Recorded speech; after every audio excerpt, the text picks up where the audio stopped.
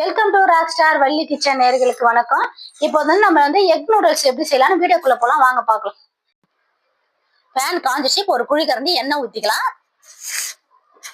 எண்ணெய் ஊத்திட்டு இப்போ இதுக்கு தேவையான பொருட்கள் மட்டும் பார்த்து, முட்டைகோஸ், கேரட், இஞ்சி பூண்டு விழுது, கொஞ்சம் பீன்ஸ், குடமிளகாய், 3 முட்டை. நூடுல்ஸ் நல்லா தண்ணியில கொதிக்க வச்சு அதை அவிச்சு அழகா உப்பு போட்டு 1 ஸ்பூன் எண்ணெய் போட்டு கொதிச்சு இது வடிகட்டி ஆற வச்சு வச்சிருக்கோம் நூடுல்ஸ் எடுத்து.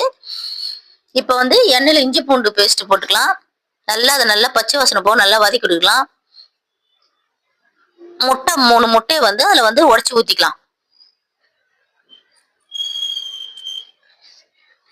3 முட்டையை நல்லா உடைச்சு ஊத்தி நல்லா கிளறிட்டு அந்த முட்டைக்கு தேவையான உப்பு மட்டும் அதுல ஆட் பண்ணிக்கலாம். ஆட் பண்ணிட்டு இப்போ நம்ம முட்டைகோசு துருவி வச்சிருக்கோம், பீன்ஸ், குடமிளகாய், கேரட் அனைத்து காயும் கொட்டி இதை நல்லா பச்சை வாசனை போற வரைக்கும் நல்லா வதக்கி விட்டுட்டு அந்த காய்க்கு தேவையான அளவு உப்பு மட்டும் போட்டு நம்ம நல்லா வதக்கி விடணும். நல்லா வதக்கி விட்டுட்டு அந்த பச்சை சோயா சாஸ் 1 ஸ்பூன் ஊத்தி நம்ம நல்லா கிளறிக்கலாம். நல்லா கிளறி அந்த பச்சை வாசனை போற வரைக்கும் நல்லா நம்ம கிளறி விட்டுக்கினே இருக்கலாம். கிளறி விட்டுட்டு நல்லா வதக்கி விடுங்க. காயை நல்லா வதக்கி விட்டுட்டு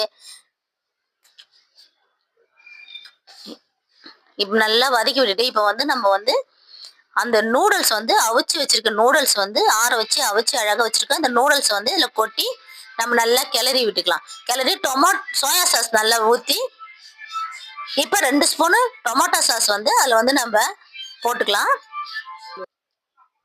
போட்டதுக்கு அப்புறம் இப்ப நம்ம மட்டன் மசாலா 1 ஸ்பூன் போட்டுக்கலாம்.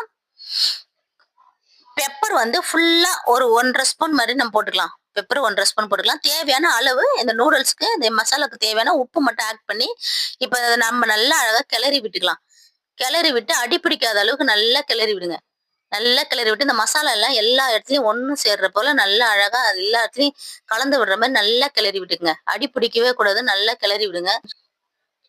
அவ்வளவுதான். இப்ப எக் நூடுல்ஸ் ரெடி ஆயிடுச்சு பாருங்க. சுவையான சூப்பரான எக் நூடுல்ஸ் ரெடி ஆயிடுச்சு. இங்க பாருங்க, எக் நூடுல்ஸ் ரெடி ஆயிடுச்சுங்க.